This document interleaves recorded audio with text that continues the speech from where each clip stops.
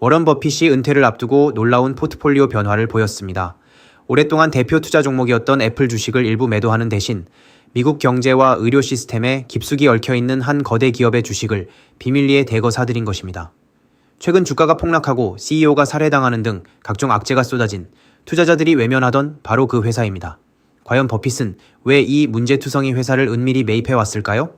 이번 영상에서는 버핏이 애플을 줄이고 이 회사를 산 이유와 그 배경이 된 최근 이슈와 향후 전망을 깊이 있게 분석합니다. 버핏이 이끄는 벅셔 해서웨이는 최근 공시를 통해 미국 최대 의료보험 기업이자 의료 서비스까지 아우르는 거대 기업의 주식 약 50만 4천 주, 약 16억 달러어치를 새로 보유하고 있다고 밝혔습니다. 소식이 전해지자 주가는 시간의 거래에서 8% 넘게 급등했습니다. 흥미로운 점은 버핏이 이 지분을 조용히 모으는 동안 애플 지분 2천만 주를 처분했다는 사실입니다. 다시 말해 애플 비중을 줄이며 생애 말년에 새로운 승부수를 띄운 것입니다. 작년 12월에는 산하보험부문 CEO가 총격 사건으로 사망하는 충격적인 일이 있었고 미국 법무부로부터 메디케어 보험 청구 관행에 대한 형사민사조사와 자회사 인수건 관련 반독점 소송까지 당했습니다. 여기에 환자 의료비 지급 급증, 대형 사이버 공격, 그룹 CEO 정역 사임, 실적 전망 하향까지 연이어 겹치며 투자자 신뢰가 무너졌습니다. 이 회사는 올해 들어 주가가 올 초 대비 46%나 폭락하며 다우지수 구성 종목 중 최악의 성과를 기록했습니다. 주가가 올 초 대비 46%나 폭락하여 다우지수 구성 종목 중 올해 최악의 성과를 냈고 이유도 다양했습니다. 먼저 작년 12월에는 산하보험부문의 CEO였던 브라이언 톰프슨이 총격 사건으로 사망하는 충격적인 일이 있었습니다. 이어 미국 법무부는 이 회사를 상대로 메디케어 보험 청구 관행에 대한 형사민사조사를 개시했고 자회사 인수건에 대해서는 반독점 법위반 혐의로 소송까지 걸었습니다. 여기에 환자 의료비 지급이 급증하면서 비용 부담이 커졌고 작년에 발생한 대형 사이버 공격까지 겹쳐 회사 운영에 타격을 주었습니다. 설상가상으로 올해 5월에는 그룹 CEO인 앤드류 위티가 정역 사임하고 회사는 연간 실적 전망치 제공을 한때 철회했다가 한 달 뒤 발표한 새로운 전망치는 월가 예상치보다 크게 낮은 수준이었습니다. 이러한 연이은 악재에 투자자들의 신뢰는 땅에 떨어졌고 주가는 곤두박질쳤습니다. 버핏은 한때 미국의 높은 의료비 지출을 경제의 회충에 비유하며 비판한 바 있습니다. 그런 그가 이런 난관에 빠진 회사를 싸다고 판단해 대규모 매수에 나섰다는 사실이 알려지자 시장은 큰 반향을 보였습니다. 그렇다면 버핏은 이 회사의 어떤 점을 높이 평가한 걸까요? 이제 유나이티드 헬스의 사업 구조와 재무 상태를 살펴보면서 버핏이 베팅을 건 장기 성장 가능성에 대해 분석해 보겠습니다. 우선 유나이티드 헬스 그룹의 사업 구조부터 간단히 짚어보겠습니다. 이 회사는 크게 두 축으로 이루어져 있는데 하나는 보험 회사인 유나이티드 헬스케어이고 다른 하나는 의료 서비스 부문인 옵텀입니다. 유나이티드 헬스케어는 미국 내 상업정부 프로그램 건강보험을 운영하며 특히 65세 이상 대상의 메디케어 어드밴티지 시장에서 압도적인 1위를 차지하고 있습니다. 현재 이 분야 약 29%의 시장 점유율로 선두인데 미국 인구의 고령화에 따라 이 시장은 계속 성장할 것이기에 이는 매우 유리한 위치입니다. 다른 한편 옵텀은 약국 혜택 관리, 헬스케어 데이터 분석, 그리고 의료 제공망을 아우르는 종합 의료 서비스 사업입니다. 옵텀은 방대한 의료 데이터와 기술을 활용해 가치 기반 의료와 비용 절감 모델을 선도하고 있어 의료비 상승 압력이 큰 환경에서도 전략적인 경쟁력을 제공하고 있습니다. 이처럼 보험과 의료 서비스를 모두 갖춘 수직 통합 모델은 비용 관리와 부가가치 창출 측면에서 유나이티드 헬스만의 강점으로 평가됩니다. 재무적으로 살펴보면 유나이티드 헬스는 겉으로 드러난 위기와 달리 탄탄한 실적 기반을 유지하고 있습니다. 올 2분기 매출은 약 1,116억 달러로 전년 대비 13% 증가하며 예상치를 상회했고 의료비 증가로 순이익은 다소 부진했지만 여전히 분기 주당 순이익사 0.08달러를 거뒀습니다. 다만 의료 서비스 이용이 늘면서 비용이 예상보다 커진 탓에 회사 측은 올해 연간 주당 순이익 가이던스를 종전 약 20달러에서 16달러 수준으로 대폭 하향 조정한 바 있습니다. 이 충격으로 주가가 크게 흔들렸지만 기초 체력은 여전히 견고합니다.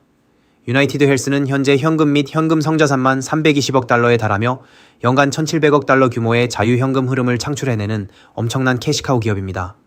자기자본이익률도 22.7%로 업계 최고 수준인데 이는 경영 효율성과 수익 창출력이 업계에서 가장 뛰어난 축에 속한다는 의미입니다. 또한 배당 수익률은 주가 급락으로 현재 약 3.2%까지 올라와 있는데 배당 지급률이 40%도 채 안 되기 때문에 배당의 지속 여력도 충분합니다. 게다가 자사주 매입 프로그램도 90억 달러 규모로 진행하고 있어 경영진이 주가 반등과 주주 환원에 의지를 보이고 있다고 할 수 있습니다. 이렇듯 기본 펀더멘털 지표들은 오히려 매력적인 수준입니다. 주가 급락 덕분에 주가 수익 비율은 현재 약 12배 수준으로 지난 10년간 가장 낮은 편이고, 이는 동종업계나 시장 평균 대비 상당한 저평가 영역으로 볼 수 있습니다. 한때 성장주로 분류되어 고평가되었던 유나이티드 헬스가 이제는 가치주스러운 밸류에이션을 가지게 된 것이죠. 버핏이 이런 점들을 주목한 것으로 보입니다. 실제로 버핏은 남들이 두려워할 때 욕심을 내라는 자신의 격언대로 모두가 등을 돌린 이 시점에 오히려 이 회사를 집어들었습니다. 과거에도 1916년대 아메리칸 익스프레스가 위기에 빠졌을 때, 1910년대 코카콜라가 저평가되었을 때 과감히 투자해 큰 성공을 거둔 바 있는 버핏입니다. 유나이티드 헬스 역시 확고한 경쟁 우위가 있지만 일시적 악재로 할인된 전형적인 버핏 스타일 투자처로 볼 수 있습니다. 그렇다면 앞으로 이 회사의 반등 근거는 무엇일까요? 우선 거시적인 의료 수요의 증가를 들 수 있습니다. 미국 베이비부머 세대의 고령화로 의료 서비스 수요는 꾸준히 늘고 있고, 민영 보험사인 유나이티드 헬스는 그 수혜를 직접적으로 받고 있습니다. 앞서 언급한 메디케어 어드밴티지 사업에서 유나이티드 헬스는 선두 지위를 바탕으로 가입자 확대를 지속할 전망입니다.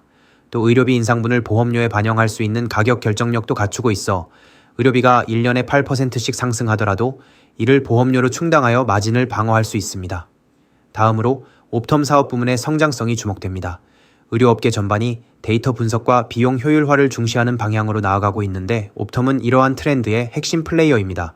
예를 들어 보험 청구 데이터를 분석해 의료 낭비를 줄이고 예방적 케어를 강화하는 식으로 클라이언트들의 의료비 지출을 낮춰주는 서비스를 제공하고 있어 고정적인 수익원을 확보하고 있습니다. 이런 비보험 분야 매출은 경제 상황에 비교적 덜 민감하고 지속성이 높아 경기 변동 속에서도 유나이티드 헬스 실적의 안정판 역할을 할 것으로 기대됩니다. 물론 해결해야 할 과제들도 남아 있습니다. 가장 큰 리스크는 규제 및 법률 리스크입니다. 현재 진행 중인 연방정부의 조사가 어떻게 결론 날지는 미지수이고, 만약 보험금 부당 청구나 독과점 혐의로 중대한 처벌이나 제재를 받는다면 재정적 비용뿐 아니라 기업 이미지에도 타격이 있을 것입니다. 또한 의료비 상승으로 인한 의료 손실 비용률 상승 압박이 단기간에 해소되기는 어려워 이익률 방어에 꾸준한 관리가 필요합니다. 그러나 이러한 문제들은 업계 전체가 맞닥뜨린 구조적 문제이지 유나이티드 헬스만의 약점은 아닙니다. 오히려 유나이티드 헬스는 업계에서 가장 규모가 크고 다각화되어 있다는 점에서 어려움을 버틸 체력이 더 좋다는 평가를 받습니다. 앞서 언급한 막대한 현금 보유고는 필요시 벌금이나 비용 증가를 감내할 안전판이 될 수 있고, 오히려 주가 저점에서의 자사주 매입 등으로 주주가치 재괴에 나설 여력도 충분합니다. 실제로 증권계에서도 향후 몇 년간 유나이티드 헬스의 실적이 서서히 정상화되고 규제 이슈가 완화될 경우 현재 주가 대비 약 50%에 가까운 상승 여력이 있다는 낙관적인 전망도 나오고 있습니다. 정리하자면 버핏의 유나이티드 헬스 베팅은 그의 오랜 투자 철학이 응축된 대담한 역발상 승부수로 볼 수 있습니다. 모두가 회피하는 순간에 오히려 최대 강점을 지닌 시장 리더를 싸게 사들여 언젠가 악재가 해소될 때 얻을 과실을 노린 것이죠. 물론 헬스케어 산업 특유의 불확실성이 남아있어 단기간에 큰 성과를 장담할 수는 없습니다.